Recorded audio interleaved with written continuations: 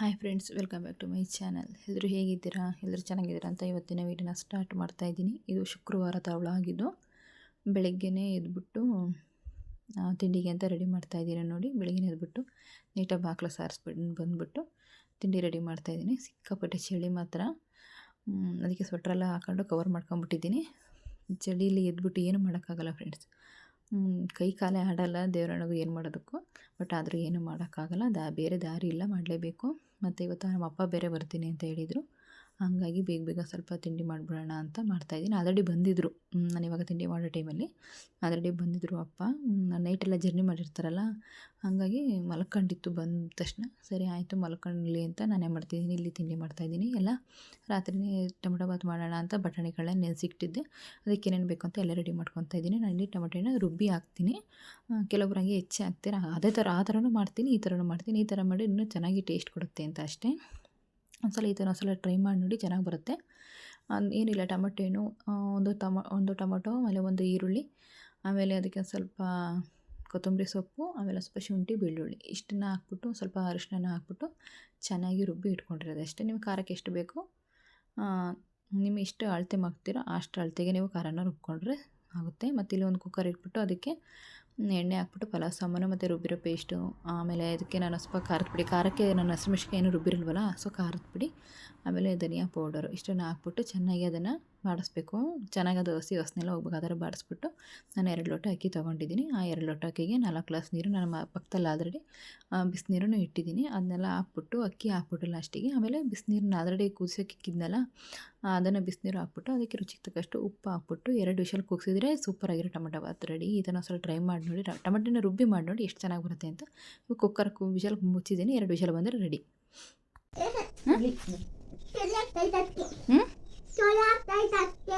ಎದ ಸ್ನಾನ ಮಾಡಂತೆ, ಎಲ್ಲ ಚಳಿ ಎಲ್ಲ ಹೋಗುತ್ತೆ. ಎದ್ದೇಳೋ,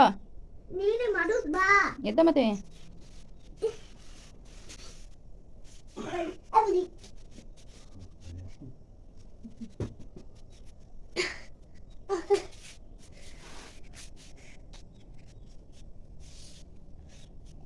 ಸೊಟ್ರಕ್ಕೆ ಮಗಳ್ರಿ ಅಂತ ಹೇಳಲ್ವಾ?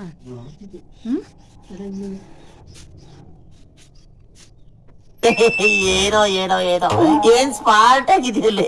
ಆಫ್ರಿಕಾದಿಂದ ನಡ್ಕೊಂಡೇ ಬಂದ್ಬಿಟ್ಟಿಯೇನೋ ಇವ್ನ ಹೆಂಗ.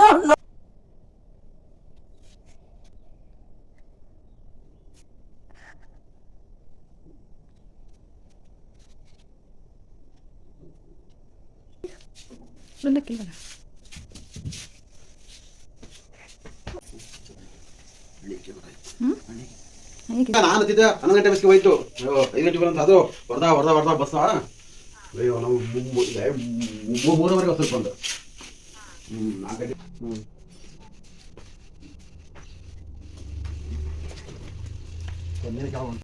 ಇವಾಗ ನಮ್ಮ ಅಪ್ಪನೂ ನನ್ನ ಮಗಳನ್ನು ಚಿಕ್ಕ ಮಗಳನ್ನು ಹೋಟ್ಲಿಗೆ ಹೋಗ್ತಾ ಇದ್ದಾರೆ ಇಡ್ಲಿ ತರೋಕ್ಕೆ ಅಂತ. ನಮ್ಮಪ್ಪ ಬಂದರೆ ಇದೆ ಫ್ರೆಂಡ್ಸ್, ಯಾವಾಗ ನೋಡ್ರು ಇಷ್ಟೇ, ಬಂದ ತಕ್ಷಣ ಮಕ್ಳನ್ನ ಕರ್ಕೊಂಡು ಹೋಗೋದು ಹೋಟ್ಲಿಗೆ ಇಡ್ಲಿ ತರೋದು. ನಾನು ಮನೆಗೆ ತಿಂಡಿ ಮಾಡಿದ್ದೀನಿ ಅಂದರೆ ಕೇಳಲ್ಲ, ಅದು ಇಲ್ಲಿ ತಂದು ಕೊಡಲೇಬೇಕು, ಏನಾದರೂ ಅವ್ರು ಕೇಳಿ ತಂದು ಕೊಡಲೇಬೇಕು. ಅದಕ್ಕೆ ಅವಳು ನನಗೆ ಪೂರಿ ಕೊಡಿಸು ಅಂತ ಕರ್ಕೊಂಡೋಗಿದ್ದಾಳೆ. ಆಮೇಲೆ ಇಲ್ಲಿ ನಮ್ಮ ಅಣ್ಣ ಬಂದಿದ್ದ, ಅಂದರೆ ನಮ್ಮ ಅಣ್ಣ ಅಂದರೆ ನಮ್ಮಮ್ಮನಿಗೆ ಅಣ್ಣ ತಮ್ಮಳು ಅಂತಾರಲ್ಲ ಆ ಥರ ಬಂದಿದ್ದ ಮನೆಗೆ.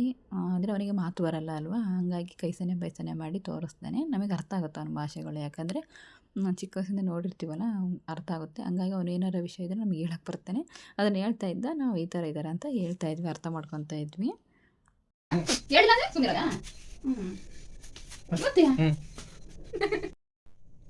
ಈ ವಿಡಿಯೋ ಆಯ್ ಮಾಡು ಹಿಂಗೆ ಹಿಂಗನ್ನ ಆಯನ್ನ.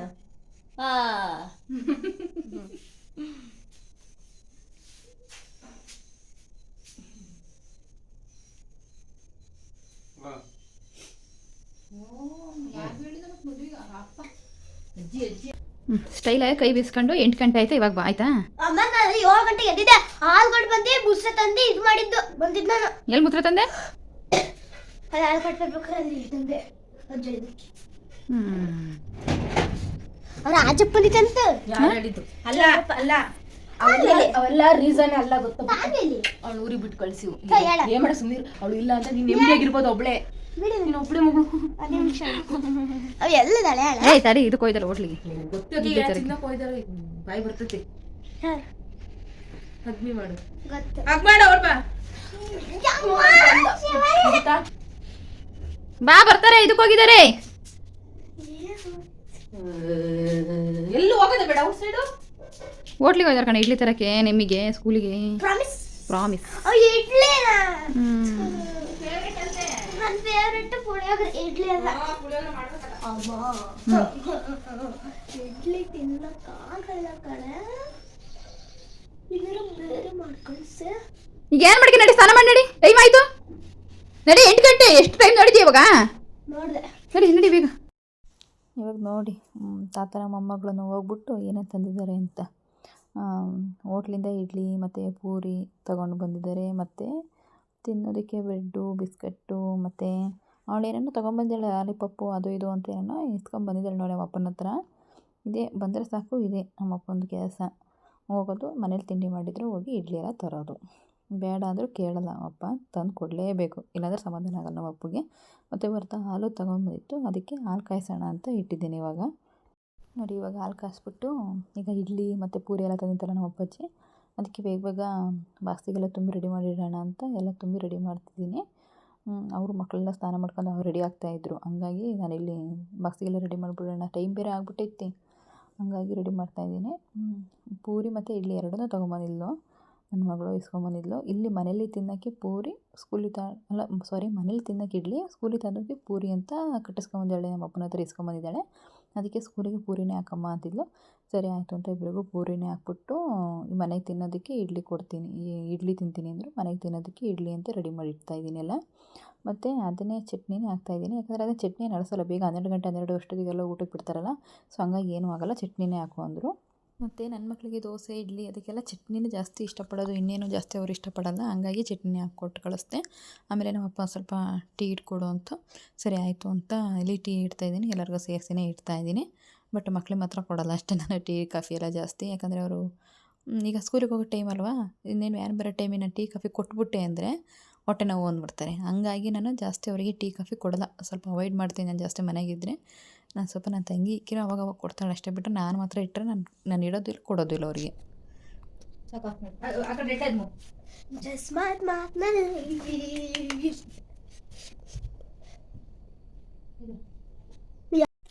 ಮತ್ತು ಈಗೆಲ್ಲ ಮಕ್ಕಳಿಗೆಲ್ಲ ಸ್ನಾನ ಮಾಡಿಸ್ಬಿಟ್ಟು ಇವಾಗ ರೆಡಿ ಮಾಡೋಣ ಅಂತ ಬಂದೆ. ನೋಡಿ ನನ್ನ ಮಗಳು, ಚಿಕ್ಕ ಮಗಳಿಗೆ ರೆಡಿ ಮಾಡೋದೈತಲ್ಲ, ಅದರಂಥ ಕಷ್ಟ ಕೆಲಸ ನನಗೆ ಇನ್ಯಾವುದು ಇಲ್ಲ. ಬೇಕಾದ್ರೆ ಬೆಳಗ್ಗೆ 4 ಗಂಟೆ ಚಳಿಲಿದ್ದು ಎಲ್ಲ ಕೆಲಸ ಮಾಡಿಬಿಡ್ತೀನಿ, ನನ್ನ ಮಗಳನ್ನ ಮಾತ್ರ ರೆಡಿ ಮಾಡಿ ಕಳ್ಸೋದು ಮಾತ್ರ ಆಗಲ್ಲ ನನ್ನ ಕೈಲಿ. ಹಾಂ, ವಾವ್ ವಾವ್, ಹಾಂ ತಾತ ತಂದಿರೋ ತಡಿ, ನಾವು ತೋರಿಸ್ತೀವಿ ಅಕ್ಕ. ಅಲ್ಲ ಇವಾಗ ಅರ್ಧ ಖಾಲಿ ಮಾಡಿದೀವಿ ನೋಡು. ಕೋಕೋ ಕುಕ್ಕೀಸು, ಮತ್ತೆ ಇವು ಹಾಟ್ ಶೇಪು, ಆಮೇಲೆ ಲಾಲಿಪಾಪ್, ನೋಡು ಅದರೊಳಗಡೆ ಬಿಸ್ಕಟ್. ಹೆಂಗೆ ಹೆಂಗೆ ಹೆಂಗೆ ನಾವು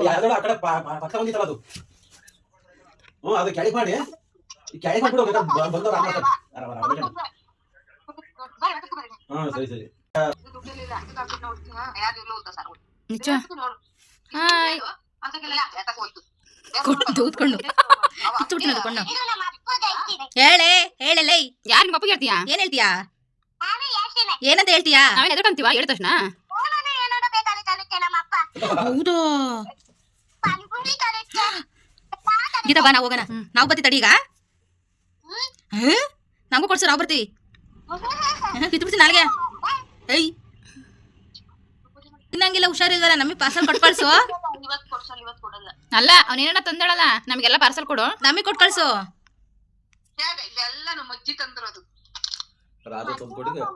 ಸರಿ, ನಮಗೆ ಕೊಟ್ಟು ಕಳ್ಸು. ನಿಂಗೆ ಹುಷಾರಿಲ್ವಲ್ಲ? ಹುಷಾರಿಲ್ವ, ತಿನ್ಬಾರ್ದವೆಲ್ಲ. ತಾಡ್ಕಿತ್ತೀನಿ, ಕಿತ್ತು ಬಿಡ್ತೀನಿ ನಿನ್ನ.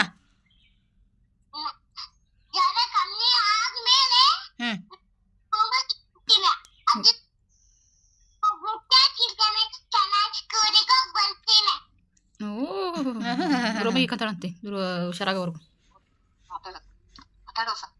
ಅದ್ಯಾಕ ನಾಲ್ಗೆ ಹಂಗಂತೀಯ? ಡ್ಯಾನ್ಸ್ ಆಡೋ ಒಂದು ಹೋಗ್ಲಿ.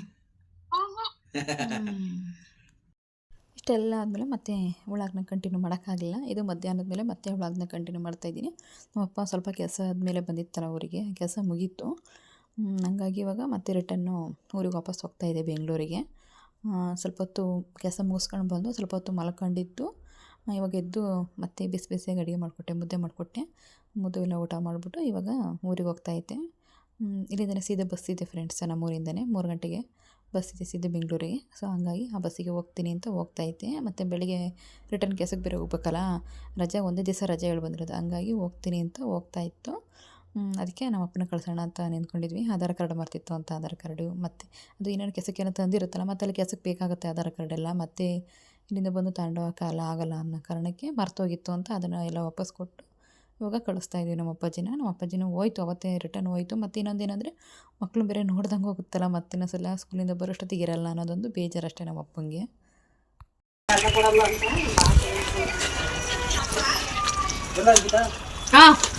ಬಾಯ್ ಅದು ಮಾಡಿ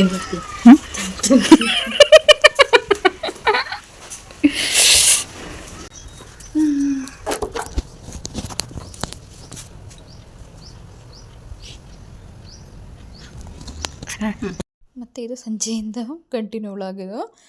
ಮಕ್ಕಳೆಲ್ಲ ಸ್ಕೂಲಿಂದ ಬಂದಿದ್ರು ಆಲ್ರೆಡಿ. ಚಿಕ್ಕ ಮಗಳು ಅದೆಲ್ಲ ಆಟ ಆಡ್ತಾಯಿದ್ಲು.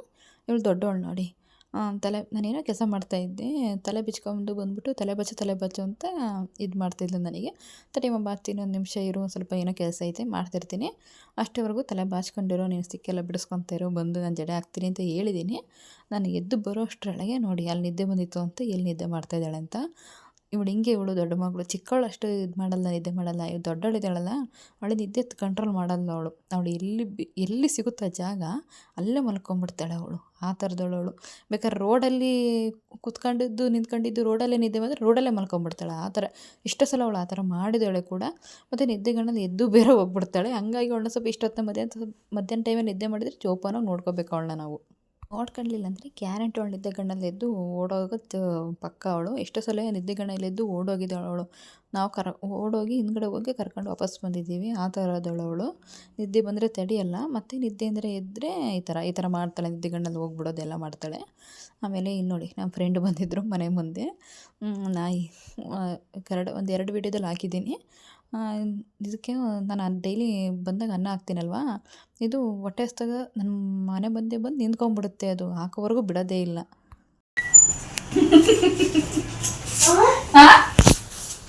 ಏನು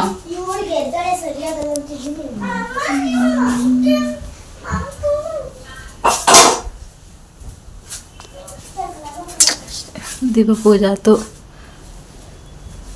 ವರ್ಕ್ ಮಾತ್ರ ಮುಗ್ದಿಲ್ಲ.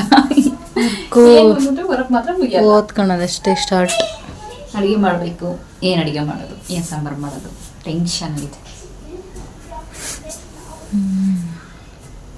ಪಲ್ಲವಿ ತರ್ಸಕ್ಕೆ ಬೆಳಿಗ್ಗೆ ಮಾಡೋವಂತೆ. ಅವು ತಿಂತವೆ ಹೆಂಗೆ, ಅವ್ರು ಅಲ್ಲಿಗೆ ಹೋಗ್ತಾರೆ, ಹೋಗಲ್ಲ. ಕಡ್ಲೆಕಾಳು ಕೊಡೋದೇ ಸಿರಲ್ಲ. ಈಗಿದ್ದಾವೆ ಇಟ್ಕೊಳ್ಳೋ ನಿಮಿಷ. ಅವಳು ಚಿಂಟು ಒಂದು ಸ್ವಲ್ಪ ಇಟ್ಕೊಂಡೆ ಪಾಪ. ಅವಳು ಬೃಂದ್ ಇಟ್ಕೊಂಡ ಯಾವತ್ತೂ ಕೇಳಲಿಲ್ಲ ಹುಡುಗಿ ಫೋನ. ಫ್ರೆಂಡ್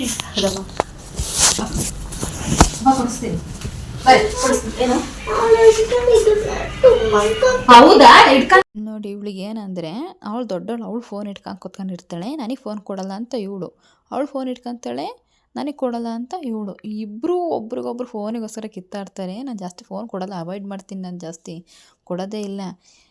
ಇವಾಗ ಇತ್ತೀಚೆಗೆ ಸ್ವಲ್ಪ ರೂಢಿ ಮಾಡ್ಕೊಂಡ್ಬಿಟ್ಟಿದ್ದಾರೆ. ಮತ್ತೆ ನೋಡಿ ಇಬ್ಬರು ಒಬ್ರಿಗೊಬ್ರು ಆಟ, ಅಲ್ಲೇ ಮಂಚದ ಮೇಲೆ ಮಲ್ಕೊಂಡು ಅದು ಚಾಪಿನೆಲ್ಲ ಕೆಳಗೆಲ್ಲ ಬಿಸಾಕೊಂಡು ಎಷ್ಟು ಅವು ಥರ ಮಾಡ್ತಾರೆ ಅಂದರೆ ಸಾಕಾಗೋಗ್ಬಿಡುತ್ತೆ ಇವರಿದ್ರೆ ಮನೆಯಲ್ಲಂತೂ.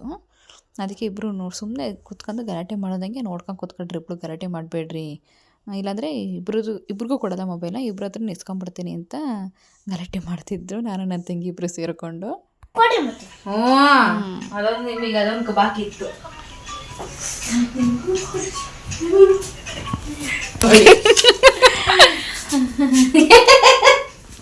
ಹಿಂದೆ ನಾ ಚೆನ್ನಾಗಿ ನಾಚ್ಕೋಬೇಕು ಸಾಕು.